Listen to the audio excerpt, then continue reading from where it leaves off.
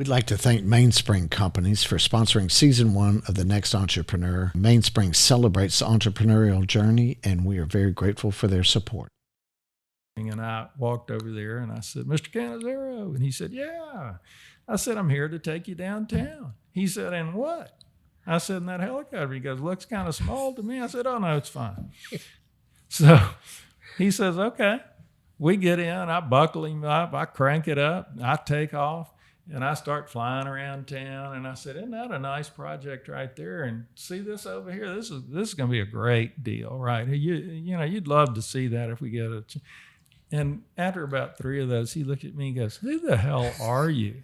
And I said, "I am going to be the architect for your new Arkla Tower." And he goes, "Damn."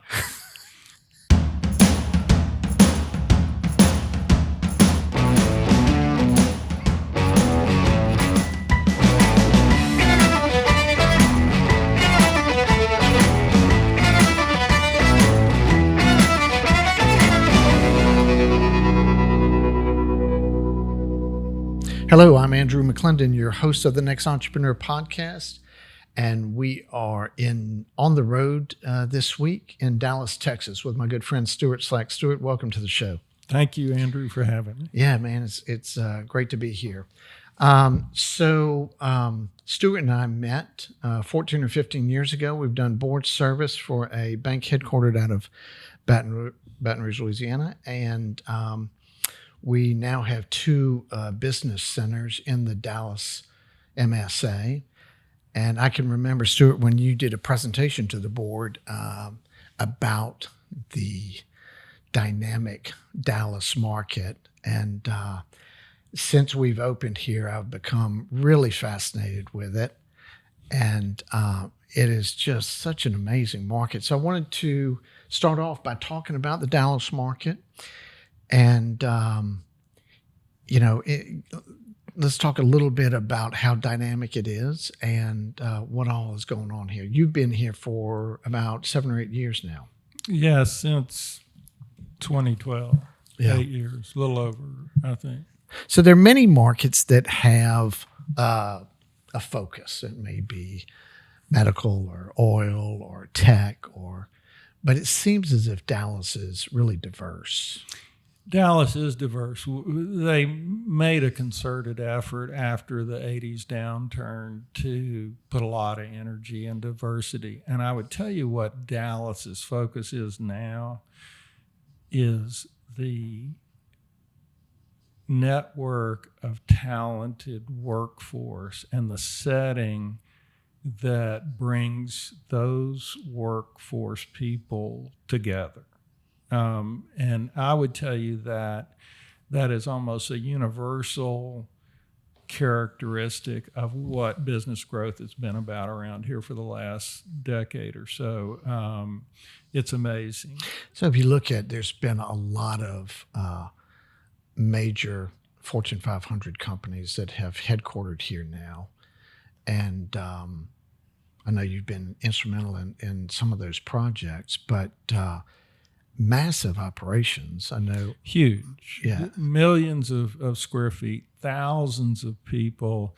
It's amazing to me that when I got here, I was used to talking in terms of 100,000 square foot building and 50 to 100 employees. Right. And I got over here and they're talking about 4 million square feet and 18,000 employees. And was just a whole different, number of zeros than I was used to, but the conversation was the same and the effort is the same. Yeah. And so it was really interesting that the scale makes such a difference. So then when you get that type momentum going and this local economy becomes more diverse, and it seems to have this effect of like continuing to attract more and more companies and more people. And it's just been amazing, the growth here. And I'm from Austin,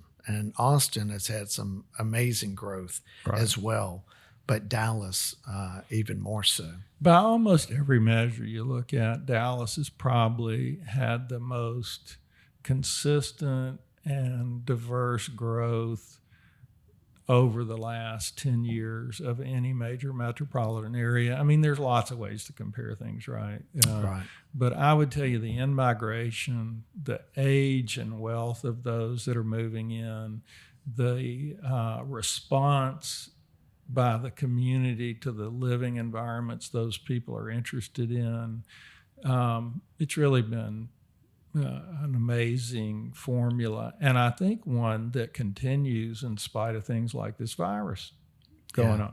Has it hurt business in Dallas? Sure. Is it going to have the same long-term effect here that it might in smaller communities? I don't think so. Well, and you and I have talked about this as I've spent more and more time up here in Dallas, very intrigued with this market, but we've been talking about this for 8 or 9 months now, of those very things. If there is, or when there is a downturn, that, there's a likelihood that Dallas would fare better than other markets because of the diversity. And here we are. Yeah, here's the test. With a break on the economy unlike anything that we've ever seen. So we'll have an opportunity to see if our thoughts pan out there. But let's pull it back a little bit, Stewart, to you. And I kind of think of you as a Renaissance man, and that you do so many things. But you started in architecture. Yes. Right. And I think we determined just in the last 6 months that my father had, as a dean of the College of Design, had actually signed your diploma at LSU. Right? That's right. That was interesting. So you attended LSU in architecture, and I was curious if you could paint a little picture of that time from college to, what you do after college up to the point where you start your business. So I know that's asking a lot there, but it's just, and if there's any stories about those first times. I would tell you that I always wanted to be an architect. Yeah. There was no doubt in my mind that's what I wanted to do. And I think that came as much from the fact that I like visual order. I like how things connect. I took a lot of things apart when I was a kid to see how they worked. I just liked that understanding of things. And I also sort of like that buildings are something you sort of measure whole societies by. And when you think of the ancient Egyptians, you think of what they built. You don't. Right. I mean, I guess some people think about stuff and mummies and all that, but they're defined. The Mayans, the Chinese, ancient cultures and all that. We always sort of measure them on what their building technology and capacity was, and I think that's still true to a large degree. And so that always intrigued me. So I was determined to do that. And somehow I convinced your father to let me in. I think I wore a white suit to his office. I'm not really sure. Any rate, in my 4th year, I got a job with a local Baton Rouge firm as an intern. And I smelled a lot of ammonia running blue lines most of the time. But, they allowed me to work when I had time during school. And then the next summer, they actually employed me. And then during my 5th year, I worked part-time. And literally the day I graduated, we were leaving the Pete Maravich Assembly Center, and I got a message from somebody. We didn't have cell, but I got a message from someone. I don't really remember how that happened. That please call Ed Mearmont, who was one of the principals of the firm I was working for. And a friend of mine and I were planning this big road trip. I don't even remember where, but we were going on this 10-day road trip. You graduated and you're ready to roll. Hit the road. And he said, we need you in the office tomorrow. In fact, if you can come today. And I said, I'm not coming today. Yes, sir, I'll be there tomorrow. And that's, I was in full steam after that. Now, how big a firm was Miremont's firm at that time? They were big. They probably had 25 people, Really? maybe 20. I'm not really sure, but they did a lot of big work, and they were. They did the student union you'd be familiar with. They did the Centroplex. Now Miremont wasn't actually an architect himself. He was an engineer. He was an engineer, but and it's interesting because Desmond was very much a really good artistic design focused guy. I mean, he did some really phenomenal work. And he recruited Ed to come run the business because he recognized that was not something he was interested in. And so Desmond was more of the right brain creative guy, Right. and he brought in Ed to not only run the business, but he was a phenomenal business development guy. Oh, phenomenal. And one of those natural guys. He had a unique style. He never went to study it. Right.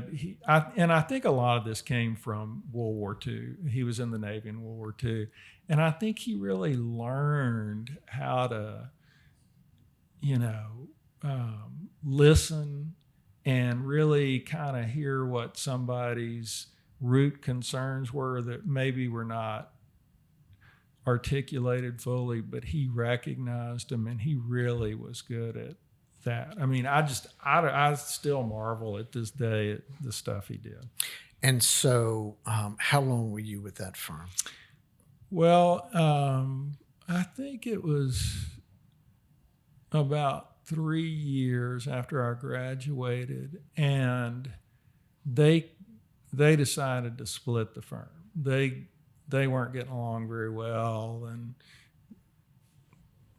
things were difficult. And I actually walked into Miremont's office and I said, "Mr. Miremont, I got to tell you, I'm turning in my resignation." He goes, "You have another job?" I said, "No." He said, "So?" I said, "So I can't. It's just miserable coming up here, and I just don't want. I want to do something else." And he says, "You want to start a new firm?" I said, "I don't have anything else to do." And he goes, "Okay, go run an office, keep working on the prison job. I'll get us all set up, and I'll call you." I said, "All right." I went down to the Taylor building and rented a one-room office and put my drawing table in there and started cranking. And so that was it. And then Ed was going to leave his partnership. And then Ed, they split the partnership up and divided up the work. And we rented a office on North Boulevard that had been the Christian Science reading room. And we threw up a couple of walls and did a little painting and went to work. And in no time, we were just loaded with work. I think we probably had about 10 people all total. And I thought that's the way it always worked. Yeah. And so how long is it from that point to carry us to the point where you're ready to start your business? And how long a time frame was that? Well, so we started that and I got married in 1982. And by 84, 85, I had managed to get 2 or 3 nice projects in Shreveport. A good friend of mine, and his father had me doing a big addition to a hotel, and then they wanted to develop an office building, and I was from Shreveport, so I knew a fair number of people, and in fact, I was encouraged a lot by Ed because while I was still in Baton Rouge, the Blue Cross building was coming up, and they really wanted that job, and I had a very close friends who was on that board, an older friend that was on that board. And I arranged for him to meet Ed and talk. And so he was kind of our champion, and we got the job. Wow. And so Ed liked that. Project. Yeah, it was a huge project. Ed liked that I sort of recognized that, I could help. Right. And didn't have to wait for him to do everything. And so how old would you have been at the time when you're making that connection between Blue Cross and Ed? 23 or 4. I guess. Yeah. So that's, I mean, when you get a guy that young that has a focus or an understanding of the importance of business development, I mean, that's pretty exceptional.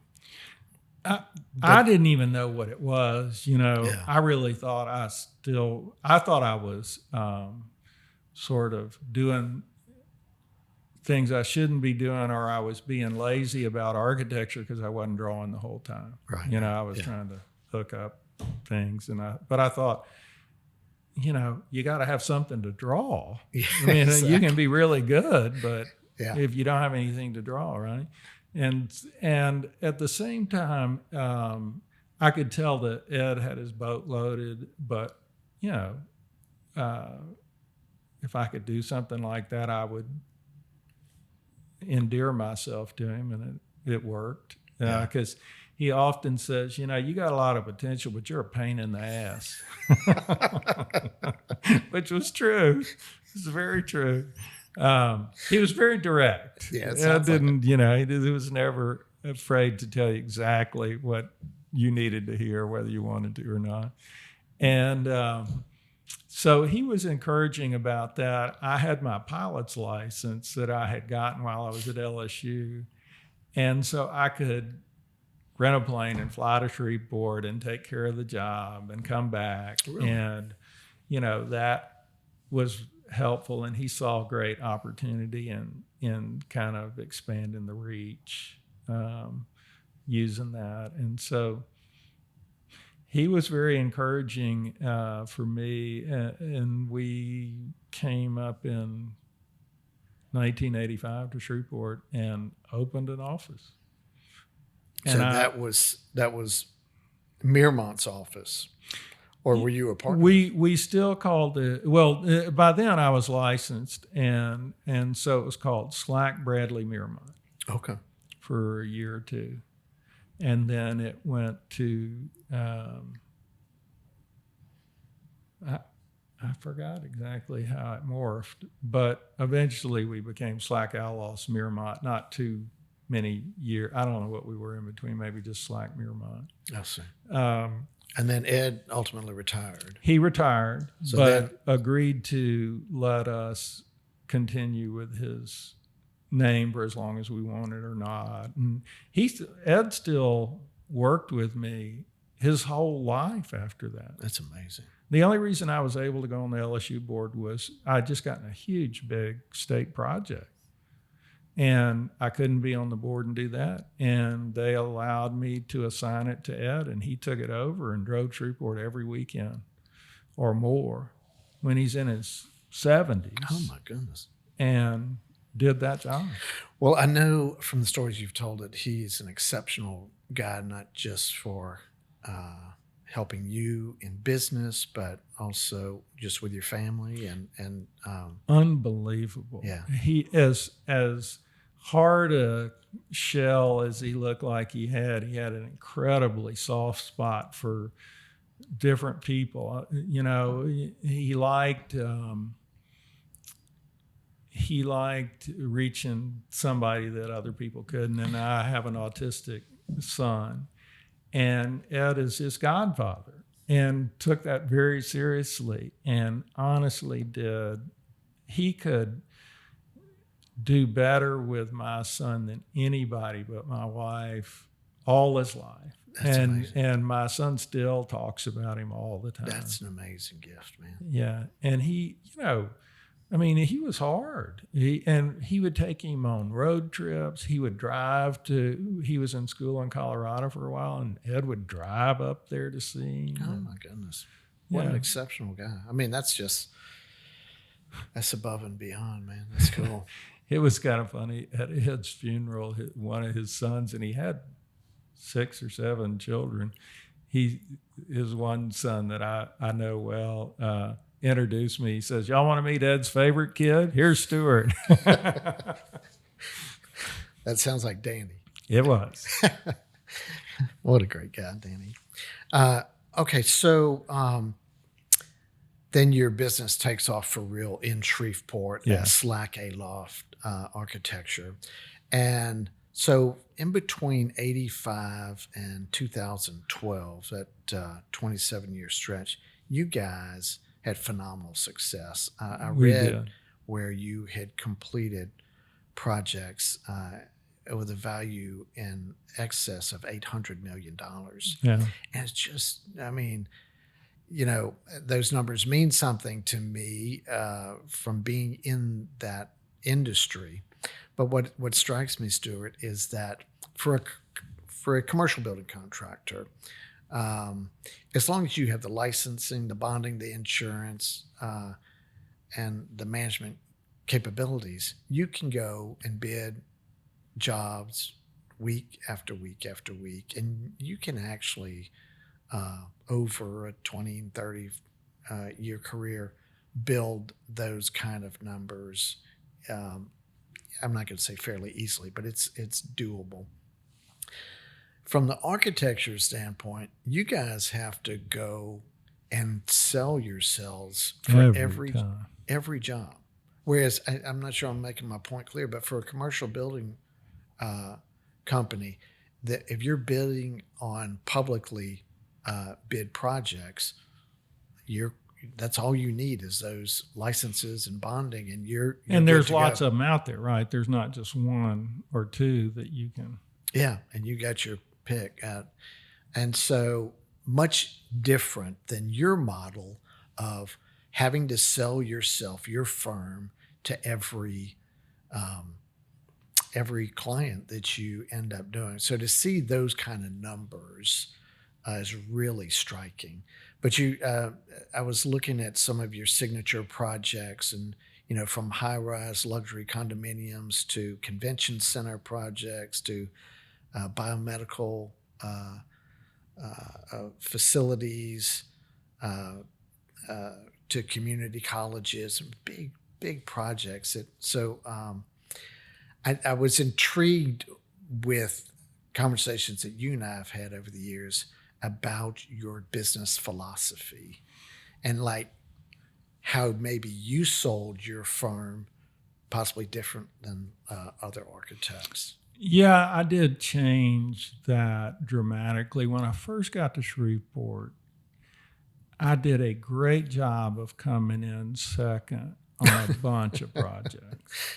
I mean, I was really good at coming in second. Yeah. I'd rather come in 40th. Right. Out of a field of 3. Yeah. Because that sounded great, but you got nothing for it. And so I was really struggling with, how do I do this? And I was, making up a new brochure, and I was tweaking every little form and, all those kind of things. And I went to the AIA convention in San Antonio. Actually, it was the same first time I ever met Mike Allost. And I went to a seminar given by this fellow named Stu Rose about marketing, which again, in school, I don't even think that word ever came up. Right. It just wasn't part of what.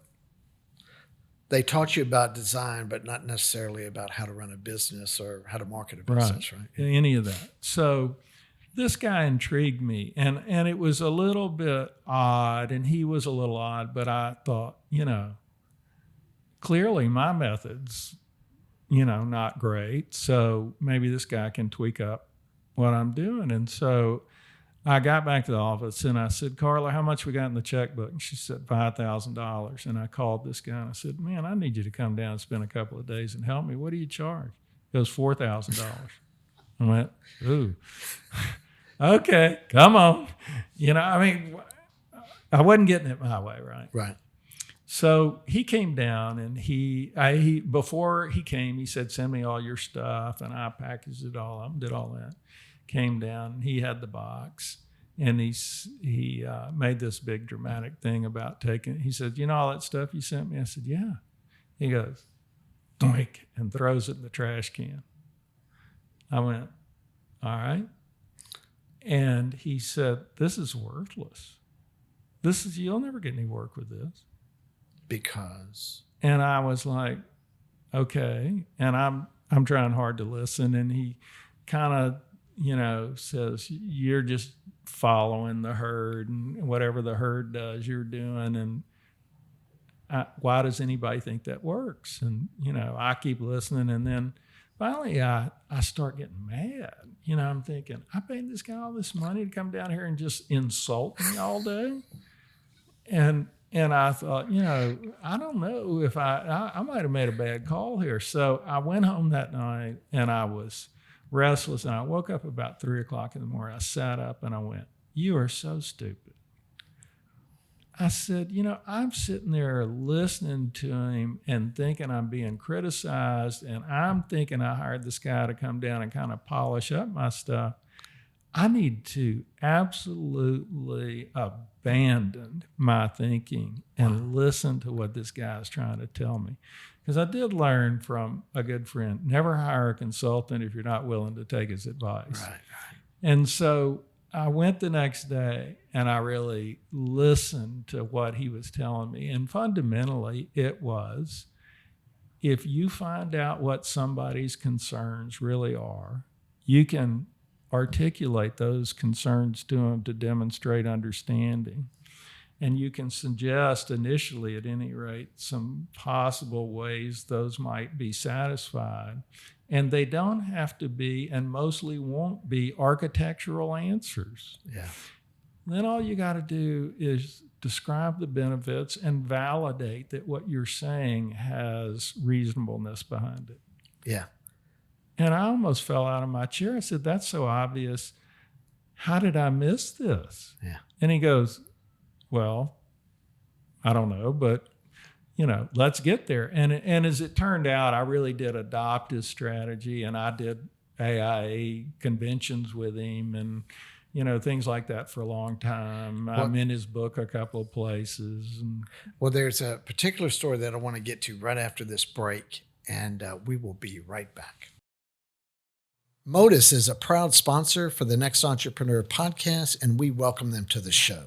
Modus is a national facility services company performing work for Fortune 500 companies all over the United States.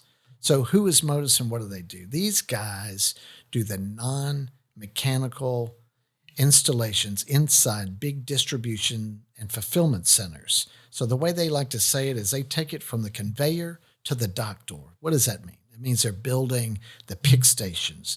They're doing all the cabling for all of the electronic equipment. They're putting in bollards and barricades and signage and tape on the floor. And these are in huge facilities. They work in really tight time frames. They've never missed a schedule. So if you need help with your facility services in your distribution facilities, reach out to Modus. Modus can be found at modusmoves.com. Okay, we are back. And Stewart, with this On the Road episode, I am traveling by myself without a producer. So I realized I wanted to adjust my camera angle there so we could see you a little better. So you look like a producer to me. Yeah, well, we'll see. Thank goodness our real producer does the editing, so he'll be able to clean this up. So there was a great story that you told about how you put that consultant's ideas into practice. I know you did that for your career, but I love that story about the convention center in Shreveport. Can you mind telling us that? No, it is a good example. I would tell you first that when Mike Allos came on, and he had adopted a similar commitment to that sort of business development philosophy, we made two decisions. One is that we wanted to do the biggest, most important work in town, and we were going to become experts in delivering certainty, not a building type. The building types were not, I could always hire that expertise. But what I couldn't hire were people that could understand how to deliver an answer that you promised with the highest level of certainty. Because most owners assumed it wasn't going to be in the budget and it was going to take longer and it was all those things, Right. And so, at any rate, we did that. But on the convention center, it was an interesting project. It was the biggest project the city had ever undertaken. And so it was a huge 350,000 square foot convention center. It had parking garages and the intent of a hotel. And we obviously were very interested in it. My philosophy and Mike's was to always go and talk to the owners to learn what we could about anything beyond what was printed, said, whatever. I always had this thing that if the first time I knew about a job was when the RFP came out, my chances of getting it were zero. Right. So at any rate, because you always hear about these things. Right. So we went and talked to the mayor, and he kind of gave us the standard thing. And I said, well, Mayor, what makes you feel like this convention center is going to be a success for the city of Shreveport, against the competition of X, X, and X? And he said, well, I am worried about that. And he said, the way I think it works is you got to have a hotel. And we don't have enough money to build a hotel. And besides, we can't build a hotel with public funds and be in competition with the other guys and one thing and another. And so we talked about that a little bit. And I took good notes, and so did Mike. And we came back and we kind of took it apart and said, he just told us that he needs a business plan for a public-private partnership, and he doesn't have one. Specifically for the hotel. Right. It was it was both, because you got to be able to say how big the hotel is and how much revenue you need from the hotel. You got to say how many people can use and how frequently and all that kind of stuff. The project was for the convention center with a follow-up, or at least, like you said, the intent for a hotel. Right. But they didn't have they just left a little place for it, right? We were just going to leave a place. So when it came time to interview architects and all that, the big firms got involved, HKS and HOK and all those letters, they called and they wanted to team up with a local firm and all that sort of stuff. And one of our other philosophies were that we never worked under another firm. Mm-hmm. If we were going to put our commitment on the line, we were going to run the project. So we said, okay, we're happy to work with you, but you got to be a consultant to us, not the other way around. And we got a great one, a famous firm and all that stuff. But we worked, I found a guy who was an expert in public-private partnerships for hotels and conference centers and stuff at universities and other places. And he had had a lot of success doing it, like at Penn State and somewhere else.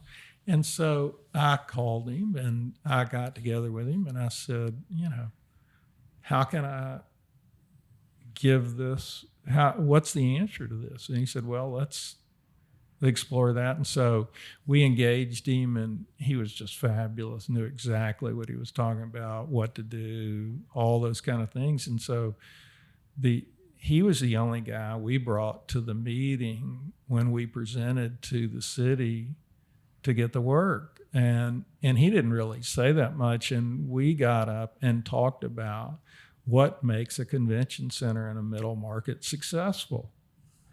Well, there's A, B, and C. Here's what your competition looks like. Here's what kind of revenue you got to do to support borrowing the money and doing all these things.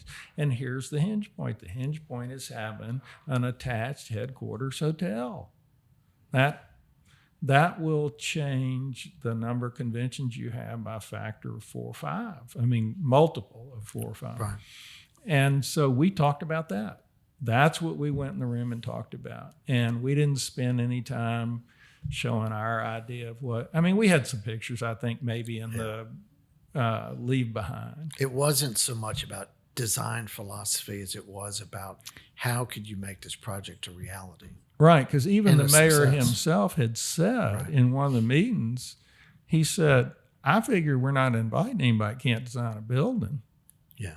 And I went, okay. And so we really focused on solving the biggest concern he had that had gone unexpressed in any of the RFPs or any of that stuff. The design box had already been checked when you were invited. Yeah, and really and truly, if you line up 10 architects in a room and you've done a lot of building, how are you going to pick the one you think's the best? Yeah. The guy that is client-centric, that has somehow done enough work to pay attention to what you're concerned about beyond that, or you wouldn't have invited him. So you make the choice based on somebody you think has paid enough attention. I mean, if I go to your house and say, oh, you need to do this, this, and this, how would you pick me? Or if I came and said, tell me how y'all live. Yeah. Yeah. What's important to you at 6 o'clock in the evening? Yeah. Where do you go to relax? How do you, what's, you know? So y'all got that job. You got the Oh, we got it. And so I remember you telling stories of your competitors calling up and go, how in the world did you do that? Yeah. But I wanted to believing that we somehow cheated you know. But it was just that different approach It and was- philosophy that that's you had all. adopted. The other thing I found interesting about your business is how you referenced you're a pilot earlier on. But I understand that was really instrumental in growing your work beyond the Shreveport market. It was great because even within the borders of Louisiana, there is no shortcut from Shreveport to Baton Rouge or Shreveport to New Orleans or Shreveport to Lafayette or Shreveport to Lake Charles that you can do in the course of a day and have any real time to work. Right. And so because I'd had the relationships in Baton Rouge already from having worked down there, we got a fair amount of work in Baton Rouge, and I could fly down there in an hour.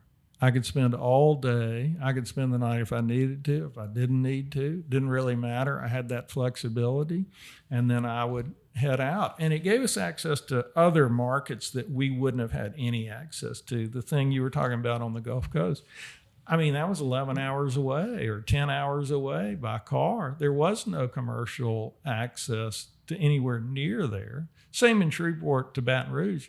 To go to Baton Rouge commercially, I got to fly to Dallas or Atlanta. I mean, Yeah. you hadn't saved anything. Yeah. Which is really interesting because there's a level of aggressiveness there, like getting out and expanding your horizons and not being satisfied with what that Shreveport or surrounding markets might afford you otherwise. Yeah, we were fairly diligent about looking at what we thought the market capacity would be. And so when we would see things wane, we were on the, lookout to go. And so we did things, and we did a car dealership in Pennsylvania. We did stuff all over the place. I mean, it was just amazing. Yeah. There's a couple. I think another thing that I think about when I think of your business is some of your business development stories, and there's some real interesting things there. But there's one you told me recently.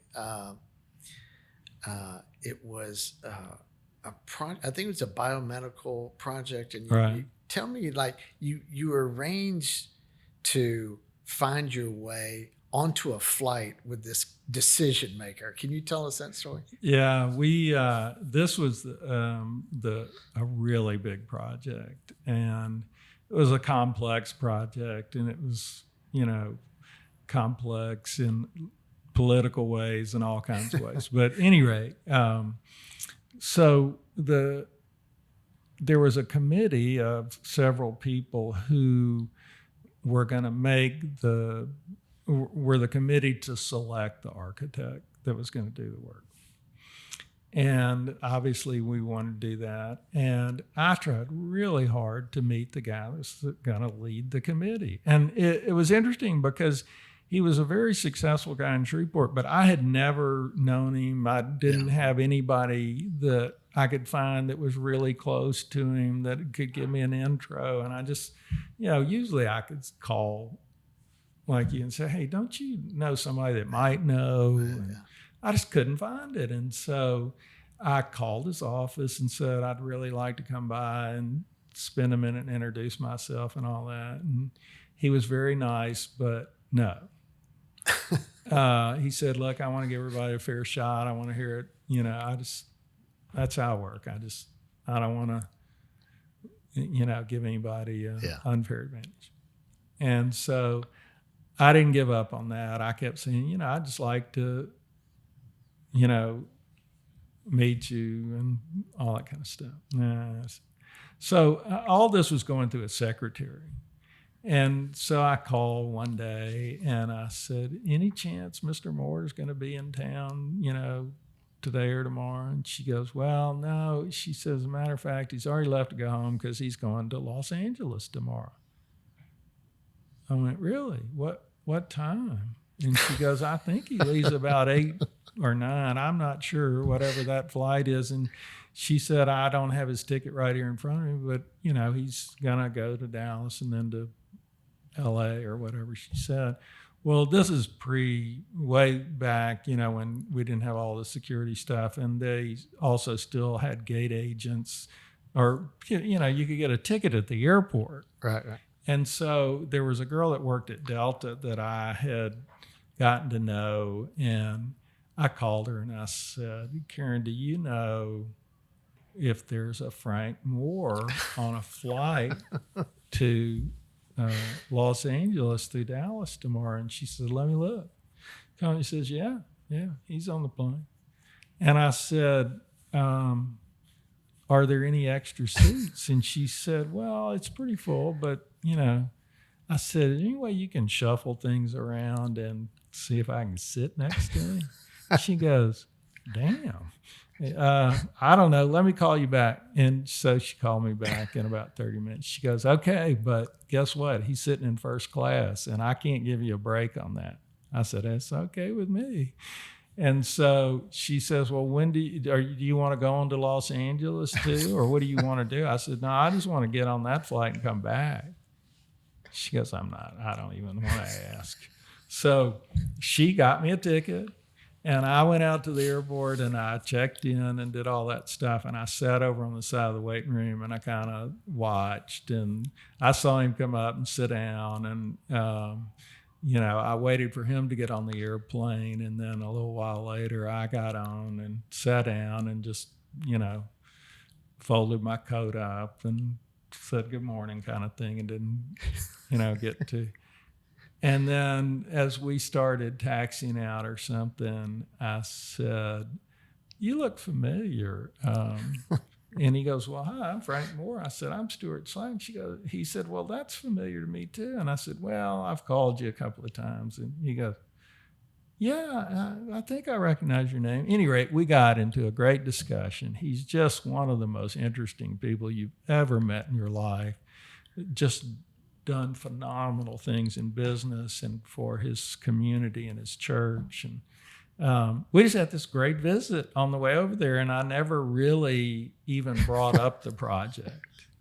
That's amazing. And it gave me the chance to, start talking to him and about things that, were important to him and how mostly I asked about how he had made his own business successful.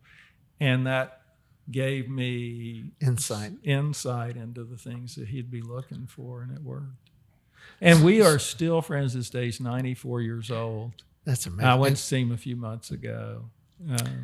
And so you got to Dallas, and he leaves to get Yeah. on his flight to LA, and then you turn around and come back? Yeah, he said, "Look, I'd love to visit with you some more, but I've got a tight connection, so I got to take off." I said, "Great, me too. See you later." And then I just turned around and sat down in the waiting room, and they cleaned up the plane, and I got back home. That's awesome. There's another favorite story of mine. It also involves aviation, and it's the Canizero story. Yeah. But maybe not everybody knows, Canizero is a very high-profile real estate developer in New Orleans. And he's, for 30 years been a pretty noticeable character in that community. And so he had built and owned a high-rise in Shreveport. And it was rumored that Arkla Gas was trying to expand, and they were considering buying that building and building a twin tower next to it. Wow. And we were kind of dry on work about that time, and I got wind of it. And so I thought, I need to get to this developer because I know who's going to be making the decision to hire the architect on this. It ain't going to be Arkla. It's going to be this guy. And so I didn't know him, I didn't have any, but a guy that worked for me's wife was the building manager. And so I called her up and I said, "Glenda, will you be sure and let me know when you think Canizero's coming to town?" She said, yeah. So a week or so later, she called me up and says, "Oh, actually, he's coming. And I think he's going to be meeting with Arkla." I said, "Oh, even better." And so I had a tiny little helicopter that I had learned to fly, and I was piddling around with. And so I said, "Can you get the tail number of the plane that he's going to be on?" She goes, "Well, I don't even know what that means." And I said, "Okay, no problem." So at any rate, I got up early in the morning. I flew the helicopter just around the corner and landed right where the, visiting private planes come in. This King Air comes in, and I see him getting out and coming down the stairs. And he's in a coat and everything. And I walked over there and I said, "Mr. Canizero?" And he said, "Yeah." I said, "I'm here to take you downtown." He said, "And what?" I said, "In that helicopter." He goes, "Looks kind of small to me." I said, "Oh, no, it's fine." So he says, "Okay." We get in, I buckle him up, I crank it up, I take off, and I start flying around town. And I said, "Isn't that a nice project right there? And see this over here? This is going to be a great deal, right? You'd love to see that if we get it." And after about 3 of those, he looked at me and goes, "Who the hell are you?" And I said, "I am going to be the architect for your new Arkla Tower." And he goes, "Damn."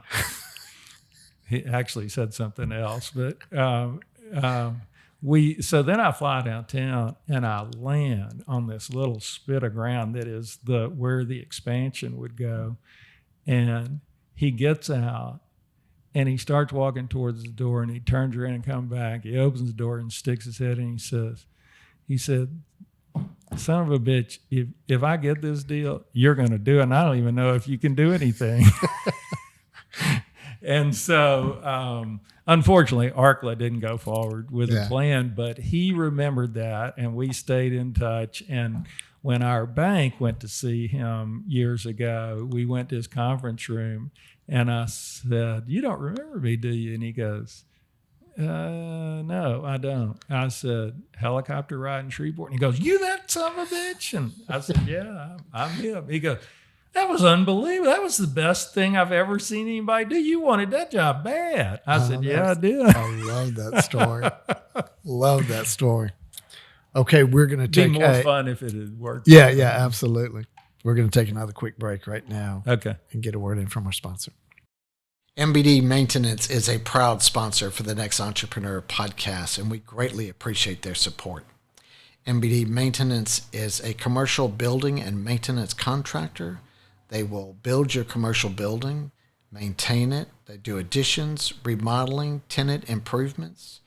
If you need MBD maintenance for your commercial building needs, You can find them online at mbdmaintenance.com. And we are back with Stewart Slack. And Stewart, you had this architecture firm going, but you also began to do real estate development. Right. And have done some very significant projects over the years. Tell us how you got into that.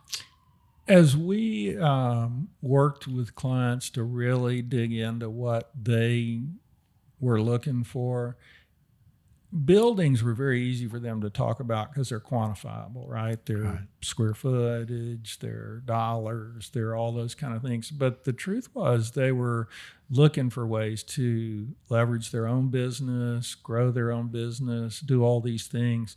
And that is a different skill set, right? That is something where you got to understand their business, you got to understand money, you got to understand timing, all those sort of things. And so often in the process, architects get pushed to the very end of the list. We got to figure out what we're going to do, and then we'll call an architect. Right. And so we said, well, that's hard for us. And so if we start calling ourselves a developer and behaving like a developer and getting paid like a developer, people will bring us in and they'll treat us differently. And they did. And so we saw that as an avenue not only to increase what we were doing with our own work, but to get paid to do the kinds of things that developers do. So initially you're providing developer services for a fee. In fact, we called it Slack Outlaws Development Services for a long time because we didn't at first see ourselves developing for our own account. But with time and with success doing it on a fee basis, we saw that we could develop for our own account. And so we were really excited when we started doing that. Yeah.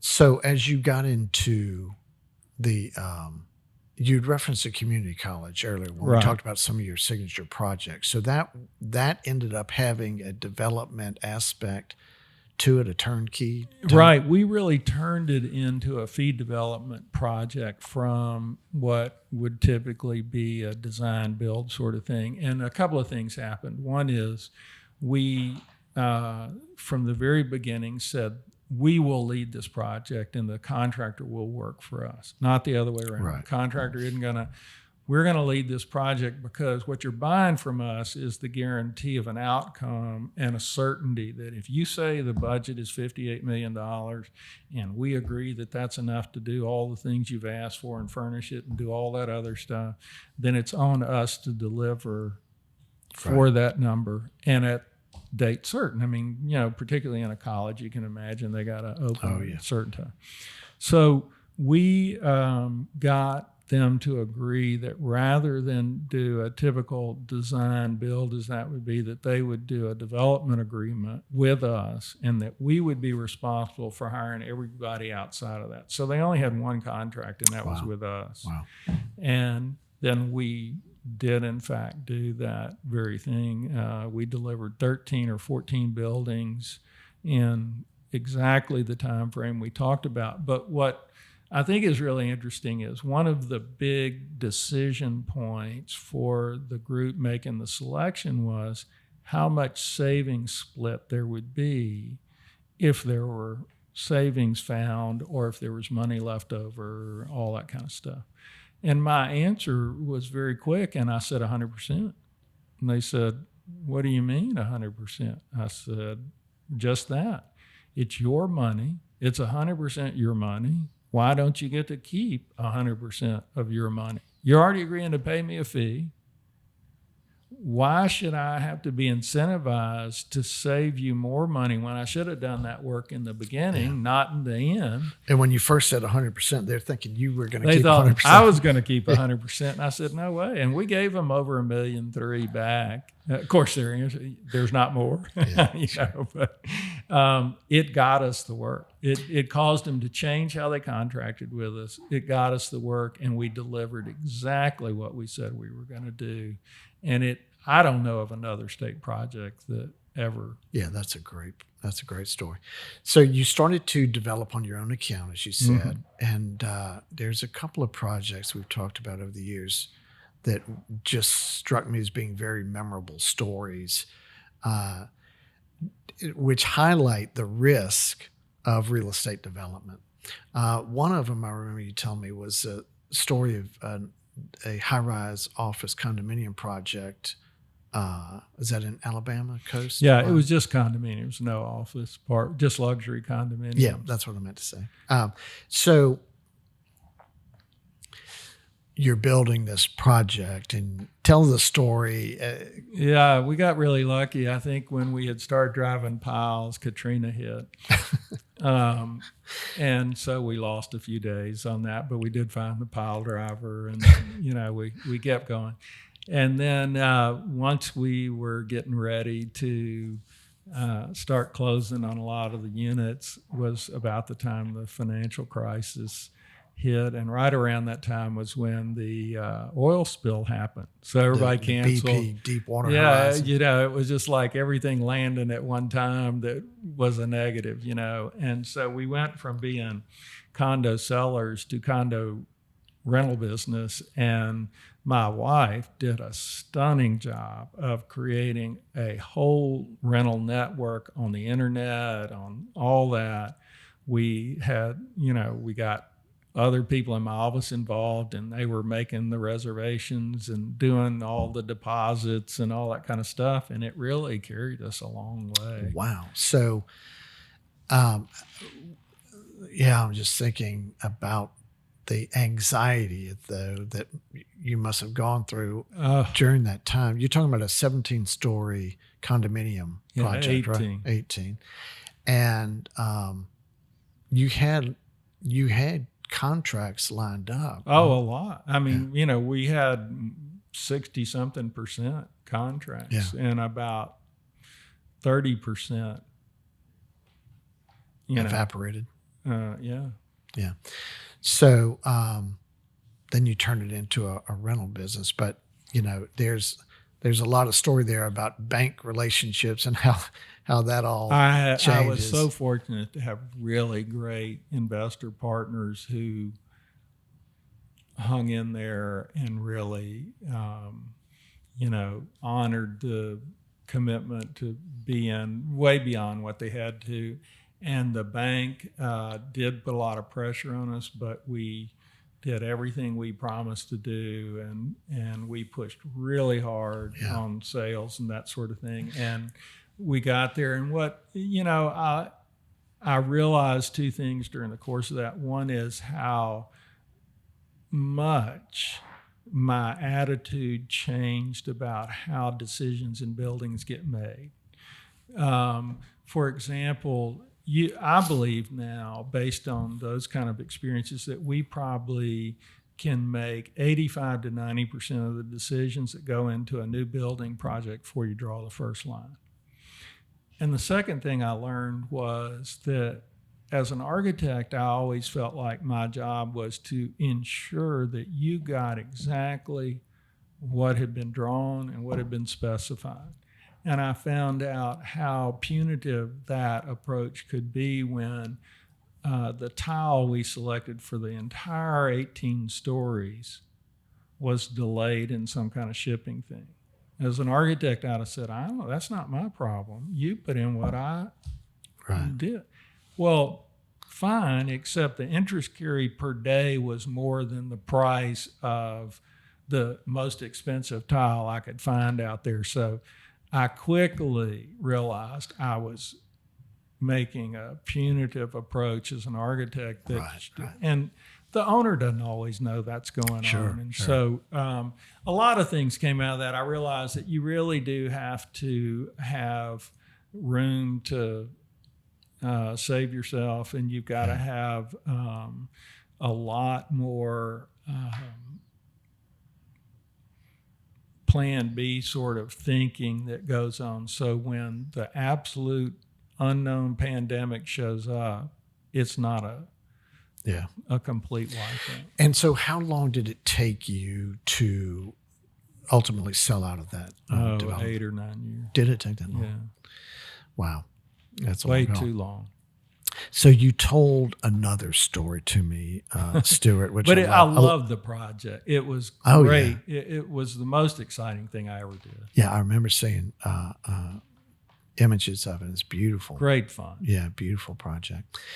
Yeah, so this is interesting. What we're talking with that story and this next one is really about what I just referenced before we started, which is like the incredibly high degree of risk relating to real estate development. And you can have just so many things lined up and so many boxes checked, and yet it could be a Deepwater Horizon, where tar balls and start washing up onto the shoreline, which okay, who wants to buy a condo at that point, right? Everyone backs off, everyone shuts down.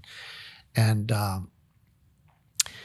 but there was another story I'd like you to share with us, and it was a project it was a hotel project, right. and it was right in the midst of the 2008 market meltdown, and there's a story that you told where you're up in New York. Yeah. And can you walk us through how you got there? Yeah. So this actually started in 2005, and a friend in Shreveport who's a very successful developer and a real estate broker introduced us, and Harrah's had purchased the Horseshoe Casino in Shreveport, which is the most successful one there. But even with 700 or 800 rooms, they were just overflowing. They were having to send people all over town to places they didn't like, and they weren't on property and all that sort of stuff. And they wanted to build a twin tower. And so the fundamental, simple version of the deal is I had a publicly listed company that was very well known, that was willing to sell me the land and develop this building, and they were going to sign a 30-year lease for every room, for every night of the year, and it grew 2.5% every year. And they were responsible for all other costs. Property taxes, insurance. It was triple net. I called it absolute net, was what the word in the lease was. And so we drew it all up. We had everything going. A bank had already made a commitment to finance it. We had the contractor ready to go. He was mobilizing. All this was happening. And I got a letter one day from the bank when the financial crisis does. It takes time to do all these things, right? Right, sure. So 2 or 3 years to get everything in place and all the legal agreements and all those kind of things. And I get a letter from the bank that says, we're not doing this. Now, meaning they're not going to honor their commitment to fund the construction. For you to be the developer to build this building for Harris. And I called up and I said, no, I don't think so. You made the commitment. I got the letter. You have to honor it. And they said, no, we're not. You spent money on. I was deep into this. Knowing that the commitment letter was there. Yeah. And you would then be able to recoup your expenses. Right. I even had the expenses of architects because the bank didn't want my firm to be the architect. Right. And so I'd already paid architects. It's lawyers and all kinds of stuff. So at any rate, they say, well, okay, fine, sue us. We'll probably lose, and we'll have to pay you something if you can wait long enough to get it. Yeah. I went, well, I don't have that kind of time. Right. And so, I tried 3 or 4 other sources and nothing, everything evaporated. And I had a good friend that worked for Bank of America, and I called him and I said, look, I got to find somebody willing to do this thing. And he said, I know who to. And he makes an introduction to me, this very well-known big finance company. And I go up to New York and I meet the president and the founder, this older gentleman. He comes to the meeting. They go through all my stuff. I got this big 3-inch notebook, and, I go through the whole thing. And they said, let us talk about it, but we're interested. He said, now it's not going to be cheap, but I think we can do this. I was like, wow. So for the next 3 months, we negotiate stuff and we get things all ironed out. And I'm talking to the president of the company on a pretty regular basis. And he said, okay, we got it all ready to go. You come up for Thursday, whatever, August something, and we'll get everything signed up and get this thing underway. Now, what size loan package are we talking about here? About 40 or 50 million. Yeah. I mean, it was really big deal. It was a big deal. And it was all backed up by the Harrah's guarantee, which weakened over when the financial crisis hit because their debt level was high. And all of a sudden, with the stock going down, their credit rating wasn't as good. And so it was going to take somebody willing to bet on their thing. I think that was the other bank's issue. Right. Anyway, so I go 2 days early. I'm not about to take a risk, on this. And I fiddle around the day before, and I call the guy, Ed, I'm looking forward to seeing you more. He said, yeah, it'd be great. We got it all out on the conference room table. It's all ready to go. And this is hard to believe, but it's true. So the next morning I show up. She gets this funny look on her face, and she says, I'll be right back. And she goes in the back. And a little while later, this guy I've never met before comes up to me and said, are you Mr. Slack? And I said, yes. He goes, I'm so-and-so. I said, great. He goes, we're not doing your deal. I said, I know what this is. This is my buddy at BOA who loves practical jokes, and he's gotten you to come out here and, give me the shock treatment and I'll get him later, but let's get past this. I like jokes too. He goes, we're not doing this. I said, well, where's Ed? And he said, Ed doesn't work here anymore. I said, bullshit. I said, I talked to him yesterday at 3. We were, he verified everything was ready to go. We had a nice chat. He was going to see Mr. Carey that night, yada, yada. And he said he doesn't work here anymore. I said, that is impossible. And finally, he just said, I don't know what else to tell you, but we're not closing on this deal. I said, what about all this paper sitting in this conference room that I can see? He goes, I said, is that not my stuff? He goes, yeah, but we're not signing it. And so finally, after trying for a long time, I had to walk out of the office, and I called the guy in Boston. I said, what the hell is happening? He said, I don't know what to tell you. He said, I just got off the phone with him. He went to Mr. Carey's house last night. They got into a huge knockdown drag out, and he got fired. Oh, my God. And I said, so what does that have to do with my deal? He said, everything. I said, they don't think it's a good deal now? He said, it was Ed's deal. Ed was going to run it. Ed was responsible for it. And I said, how long has he worked there? He goes, 18 years. I was like, how could I be this fortunate? But that ended the deal. That was my last shot. Yeah. It's and I still think it'd have been the best. Except for the incredible timing issue, it would have been paying like a slot machine. I had a fairly similar story as far as the magnitude of the project and the size of the project and a lease.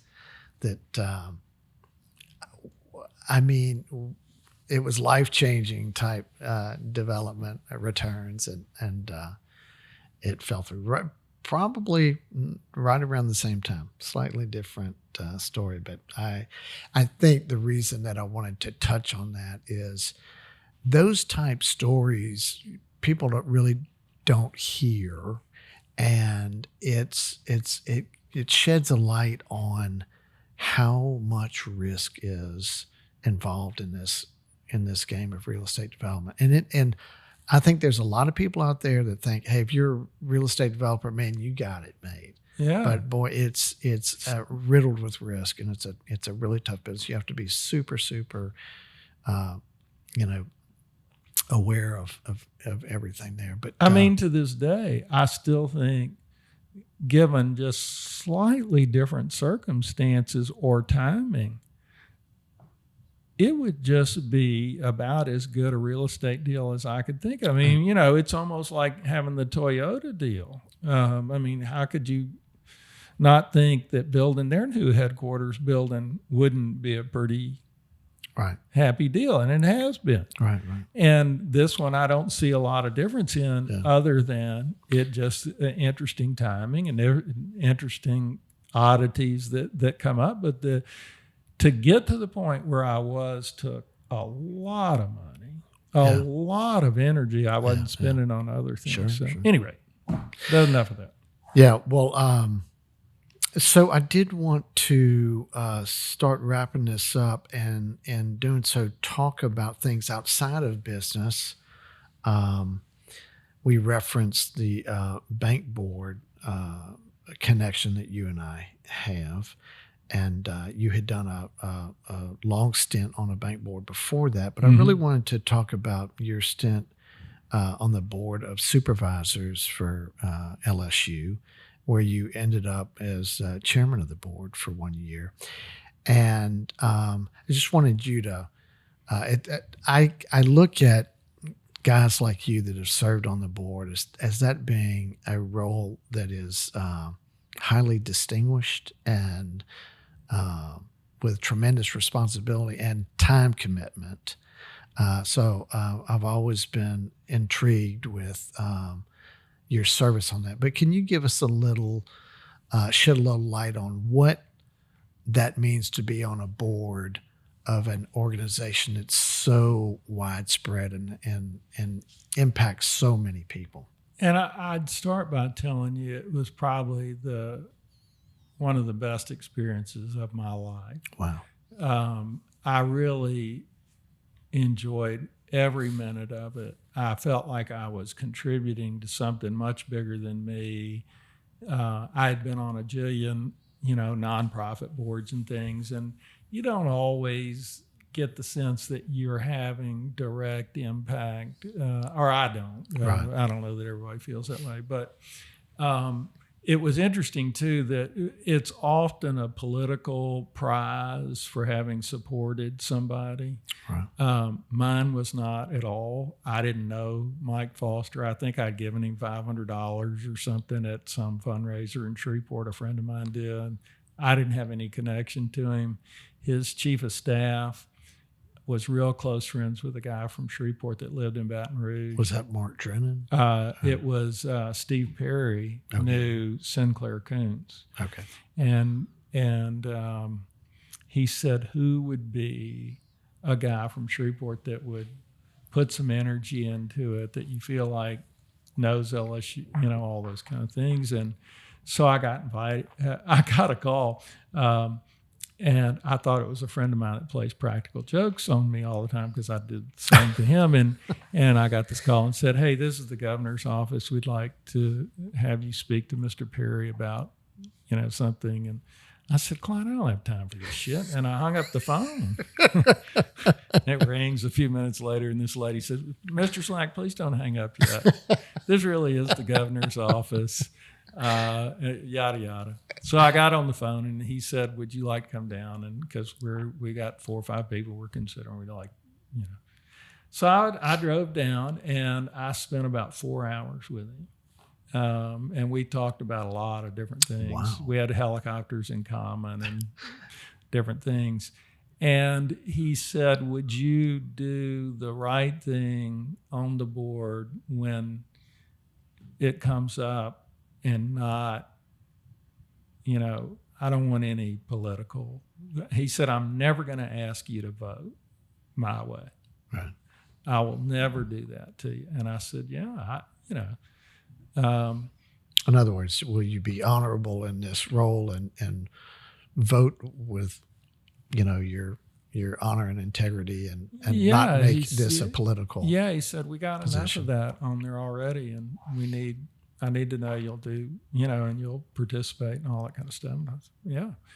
And I got on, and I was so intimidated because I just didn't have a clue what the board's real responsibility was, what the depth of it was, the level of involvement, all that. Well, it's a massive operation. It is just gigantic. And it's really the biggest investment in the state, and it's the biggest contributor to the future of the state that we have. And so I took that really seriously, and it took me probably a year to feel comfortable that I knew enough to even be sort of thinking ahead of the game and not just reacting. And how long a term is it? 6 years. And I can tell you, I went a lot of time. Had I not had an airplane, I'm not sure how I would have done it. I was very active.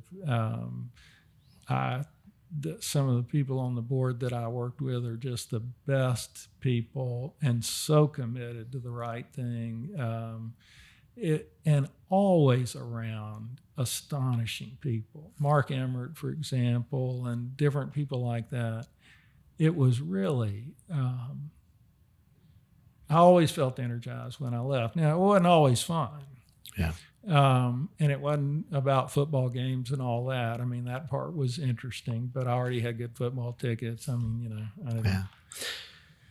So the time commitment, particularly as you got to the role of chairman, became. I mean, that's almost a full time. It is. It really became full time for me that year, particularly because we were looking for a new chancellor, and I was in charge of that committee, and it was a really tough task. And I spent an enormous amount of time, weeks at a time, where I didn't go to the office doing that. Yeah.